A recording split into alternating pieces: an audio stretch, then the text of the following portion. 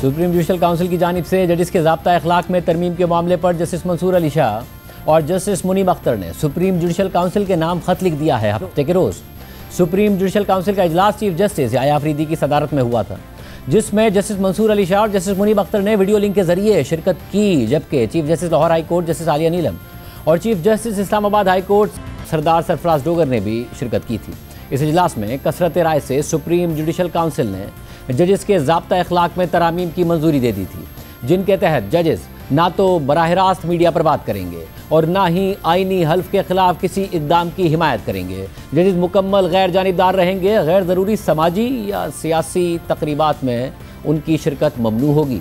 इस पर अपने एतराज़ात ज़ाहिर करते हुए सुप्रीम कोर्ट के सीनियर तरीन जजिस जस्टिस मंसूर अली शाह और जस्टिस मुनीब अख्तर ने सुप्रीम जुडिशल काउंसिल के चेयरमैन और अरकान के नाम अपने खत में लिखा है कि हमने अपनी गैर दस्तखत शुदा तहरीरी आरा 17 अक्टूबर 2025 को सुप्रीम जुडिशल काउंसिल के इजलास के आगाज़ पर जमा करवाई, क्योंकि हम इजलास में वीडियो लिंक के जरिए शरीक थे और ये यकीनी बनाना चाहते थे कि अगर इंटरनेट कनेक्शन में कोई रुकावट आए तो भी हमारा मौक़िफ़ मुकम्मल तौर पर पहुँच जाए। इस खत में हमने वादे तौर पर लिखा था कि इजलास के दौरान जो भी निकात या मुशाहिदात सामने आएंगे उन्हें शामिल करने के बाद दस्तखत शुदा नकल पीर 20 अक्टूबर 2025 को जमा करवाई जाएगी, ताकि रिकॉर्ड मुकम्मल दुरुस्त और गुफ्तगू की हकीकी अक्कासी करे। अब हम ये दस्तखत शुदा और जामे ख़त जमा करवा रहे हैं, जिसमें वो अफसोसनाक और आइनी तौर पर नामौजू वाक़या भी शामिल किया गया है, जो इजलास से एक दिन पहले पेश आया, जब national judicial policy making committee ने गैर आइनी तौर पर जजिस के ज़ाब्ता अखलाक के मामले को अपने एजेंडे में शामिल कर लिया। ये मामला दरअसल सिर्फ और सिर्फ सुप्रीम जुडिशल काउंसिल के दायरा इख्तियार में आता है।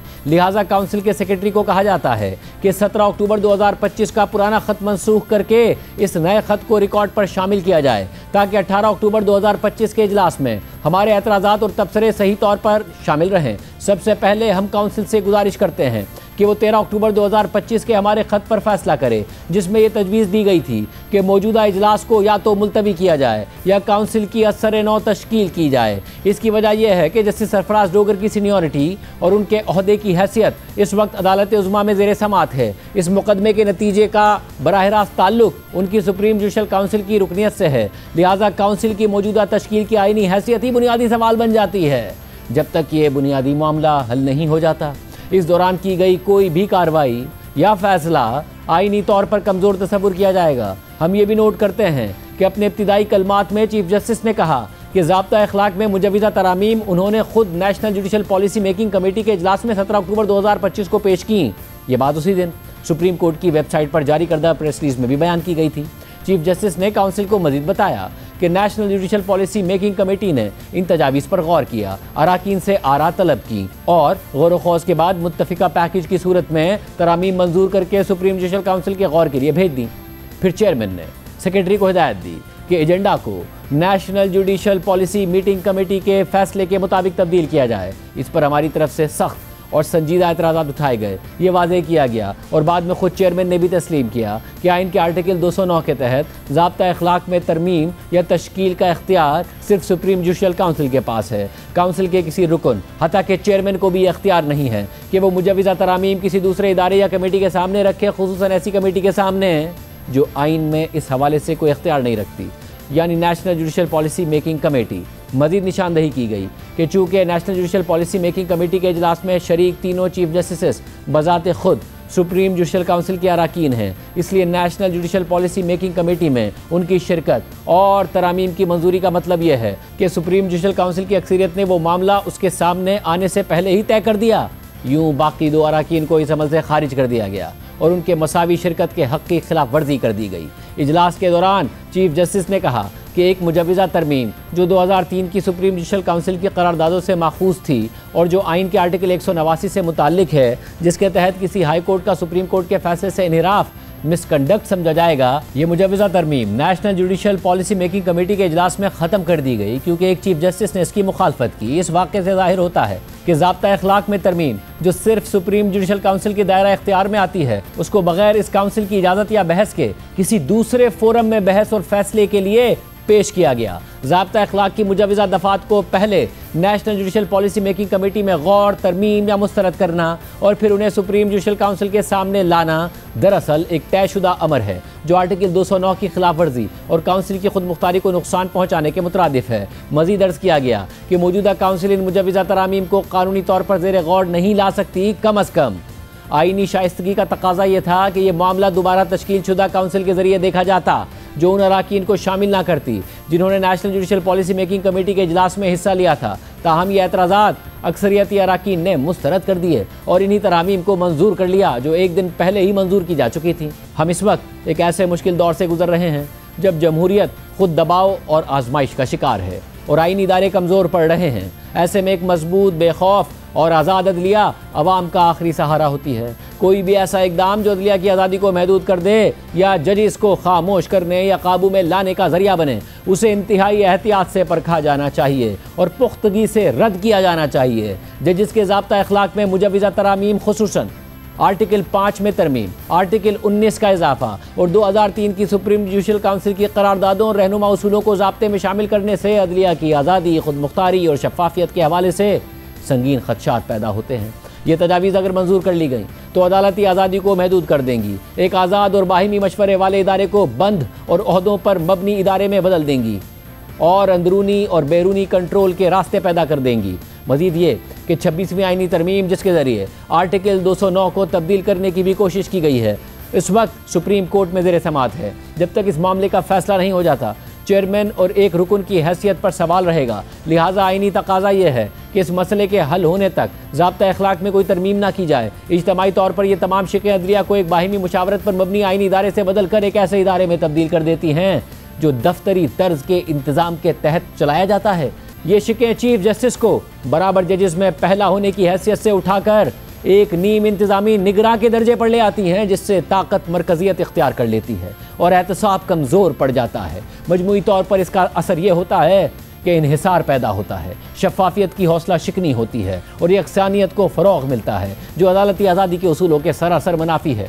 इस नौइयत की दफ़ात उस दौर से ताल्लुक़ रखती हैं जब निज़ाम कंट्रोल पर मबनी था, ना कि आईनी जमहूरियत पर। आज जब जमहूरियत कमज़ोर और इंतज़ामिया का रसूख मजबूत है, इन दफ़ात की दोबारा शमूलियत अदलिया की इस सलाहियत को ख़त्म कर देगी जो इसे आईनी निगरानी के तौर पर हासिल है। ये बात भी याद रखने के काबिल है कि यह करारदादें अक्टूबर 2003 में उस वक्त मंजूर की गई थीं जब पाकिस्तान जनरल परवेज़ मुशर्रफ की फ़ौजी हुकूमत के ज़ेर इंतज़ाम था और अदलिया एक महदूद आईनी फ्रेमवर्क के अंदर काम कर रही थी। उस दौर का मिजाज जमहूरी खुलेपन का नहीं बल्कि इंतज़ामी गलबे का था। अब अगर इन करारदादों को ज़ाब्ता अखलाक का हिस्सा बनाया जाता है तो दरअसल एक कंट्रोल शुदा अदलिया के रवैयों को आईनी जमहूरियत में दरामद करने के मुतरादिफ होगा। ये सवाल पैदा होता है कि क्या आमरीत के दौर में तैयार किए गए ऐलानात जमहूरी रियासत की अदलिया की रहनुमाई कर सकते हैं?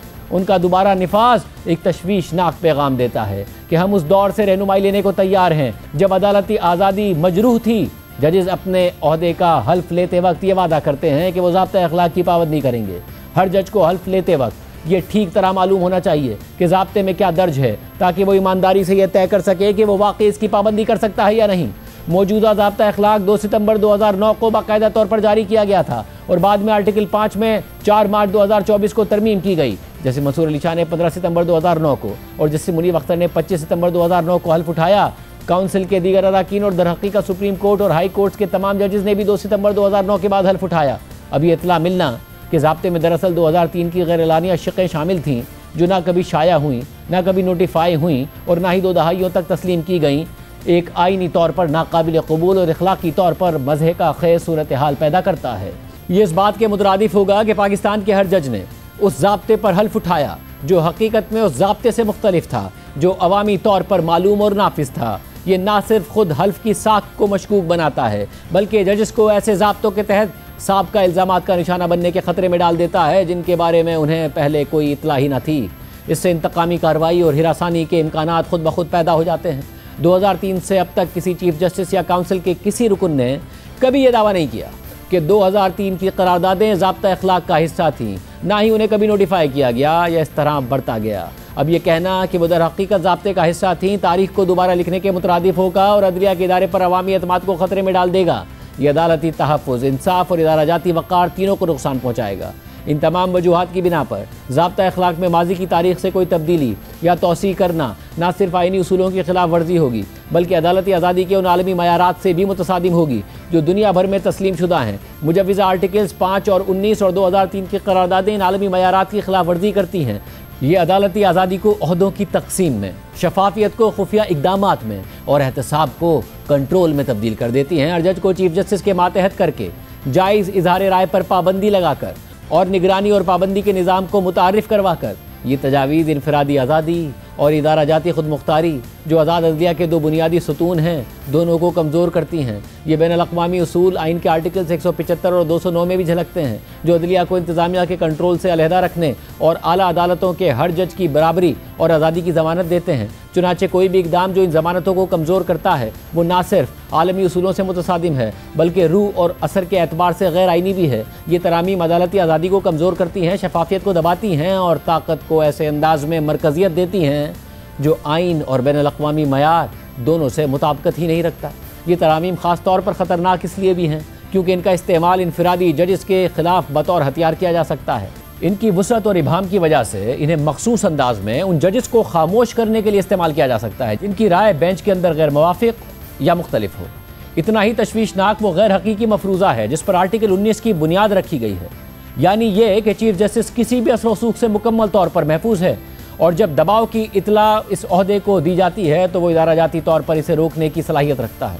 तजर्बा बताता है कि जब इदारा खुद दबाव में होता है, ख़ासतौर पर 26वीं आइनी तरमीम के बाद के हालात में, तो इख्तियारात का ये इर्तिकाज़ निज़ाम को मजबूत नहीं बल्कि ज़्यादा कमज़ोर कर देता है। अदालती आज़ादी किसी एक शख्स की इस्तकामत या जुर्रत पर नहीं खड़ी हो सकती, इसे मरकज़ियत के बजाय तकसीम पर इस्तवार होना चाहिए।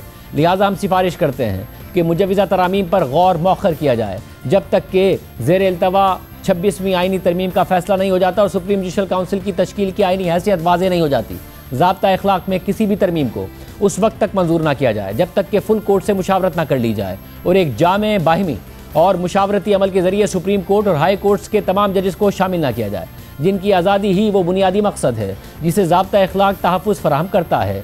हम बाज़ाब्ता तौर पर रिकॉर्ड पर लाते हैं कि आर्टिकल 5 में मुजव्विज़ा तरमीम, आर्टिकल 19 का इजाफा और 2003 की करारदादों को ज़ाब्ता अखलाक में शामिल करने की तजवीज़ मुस्तरद की जाती है। हम ये भी दरख्वास्त करते हैं कि इस ख़त को मीटिंग के रिकॉर्ड का हिस्सा बनाया जाए और मुकम्मल तौर पर मीटिंग के मिनट्स के साथ मुंसलिक किया जाए। ज़ाब्ता अखलाक चंद अफराद का मंशूर नहीं बल्कि आला अदलिया के हर जज के लिए एक अखलाकी बुनियाद है। लिहाजा ये निहायत ज़रूरी है कि अदालत के तमाम अराकीन को मुजव्विज़ा तरमीम से मुताल्लिक़ तमाम पहलुओं और मसाइल से मुकम्मल तौर पर आगाह किया जाए क्योंकि ज़ाब्ता अखलाक को अदलिया के इज्तिमाई और सोचे समझे ज़मीर की अक्कासी करनी चाहिए, ना कि चंद महदूद अफराद की तरजीहात या आरा की। हम इस ख़त की नक़ूल सुप्रीम जुडिशल काउंसिल के अराकीन और सेक्रेटरी को इरसाल कर रहे हैं और इसे अदालत के तमाम जजेस के साथ भी शेयर कर रहे हैं।